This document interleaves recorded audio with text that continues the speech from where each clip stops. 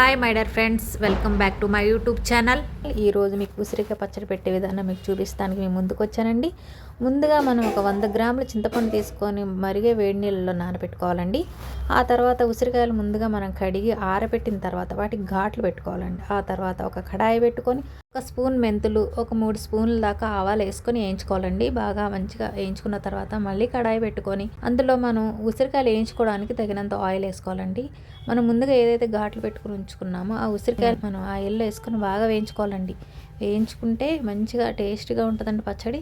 కొంచెం ఒక బ్రౌన్ కలర్లో వచ్చేదాకా వేయించుకోవాలండి.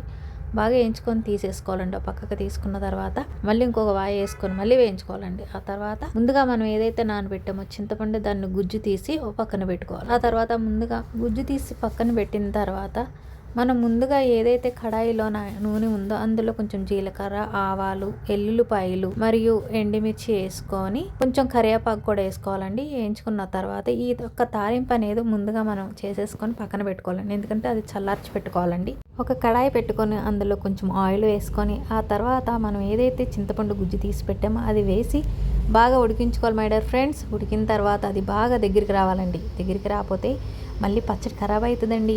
అందుకే ముందుగా మనం అది బాగా ముద్దలాగా అయ్యే వరకు ఉడికించుకోవాలి మై డియర్ ఫ్రెండ్స్. ఫస్ట్ ప్రతిదీ కూడా మనం ఏవైతే ముందుగా వేయించామో అది ప్రతిదీ కూడా చల్లారబెట్టుకోవాలి. మనం 3 మ్యాంగోస్ కారం అయితే వాడుతున్నామండి పచ్చడికి. మనం 4 గ్లాసులు ఉసిరికాయలు ఉంటాయి, ఒక గ్లాసు కంపల్సరీగా మనం కారం వేసుకోవాలండి. ఎందుకంటే కొలతల ప్రకారంగా నేను మీకు చెప్తున్నాను. 4 గ్లాసులు ఉసిరికాయలు ఉన్నాయండి. అలాగే ఒక గ్లాస్ కారం అయితే నేను ఇందులో వేసుకుంటున్నానండి. ఆ తర్వాత అర గ్లాసు ఉప్పు వేసుకోవాలండి.